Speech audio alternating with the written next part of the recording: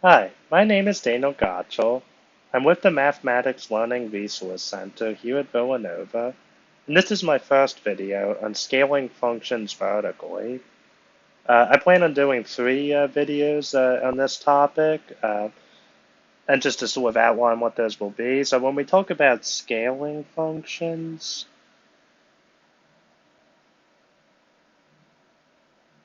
this can mean actually, well, two different things. It can mean stretching, or it can mean compressing. So this video is going to focus on stretching functions. The second video will talk about compressing functions. And then the third video will sort of generalize the specifics in the first two videos and hopefully give you a good overview in general what to expect. Okay, so to talk about stretching, what do we mean by that, first of all? Just getting this writing out of the way. Okay. So let's say when we think about stretching, let's say, for example, I want to stretch the function vertically to twice its size. So more specifically, let's say like I want this point to go up here. Maybe this point goes up to here. This point could go way down here. This one could go to, I don't know, about here, and so on. So we're essentially pulling, here I have y equals sine x, by the way, the sketch of the graph of that function, and I want to stretch it up and down.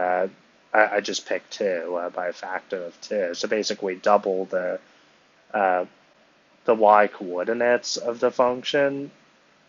So how would we do that? Well, I claim that y, oops, sorry, changed to green. I claim that y equals 2 sine x does this. And let's see why that is. So below, you can see I picked several coordinates, x equals 0, x equals pi over 2, so on, and showed what sine x has to be. Let's repeat that for the green function, y equals 2 sine x. So when x is 0, we have 2 sine 0.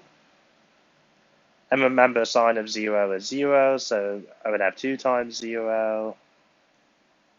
Now room, which equals 0. Alright, so nothing much exciting happening there. But let's try the next one. So when x is pi over 2, I have 2 sine pi over 2. By what I have in black, I said sine pi over 2 is 1, so I have 2 times 1, which is 2. So indeed, we do get what I drew here, because we have at pi over 2, the green dot does indeed land on y equals 2. Alright, let's try the next one. 2 sine pi. From what I wrote, sine of pi is 0, so I have 2 times 0 is 0. Now let's try x equals 3 pi over 2, so I have 2 sine 3 pi over 2. I know from the black part that the sine 3 pi over 2 is negative 1. And then times 2, that gives me negative 2. And indeed, that matches what I want here. And finally, let's do 2 pi. Again, so in the black I wrote sine 2 pi is 0, 2 times 0 is 0. Alright, so notice here that every point that doesn't land on the x-axis in our graph basically gets pulled up or down, or actually by a factor of 2, as we saw in these points I chose, and that would be true actually for every point on this graph if I checked. So the sketch is going to look something like this on the right side.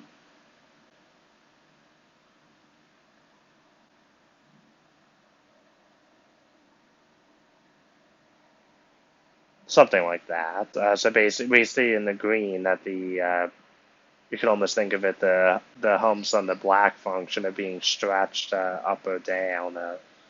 So we're stretching the function by a factor of 2. That's what I mean by that. And then as an exercise, just to make sure you get this idea, I recommend checking what would happen at the points x equals negative pi over 2, negative pi, negative 3 pi over 2, and negative 2 pi. So these 4 points. Just plug that into the green function. Well, first you could even plug it into just y equals sine x if you want to verify how I drew the graph, I mean. And then definitely try with the green function, y equals 2 sine x, plot those points and try to sketch what the graph would look like on the left side. So pause this video and think about that. All right, I'm assuming you did. So I have the calculations here.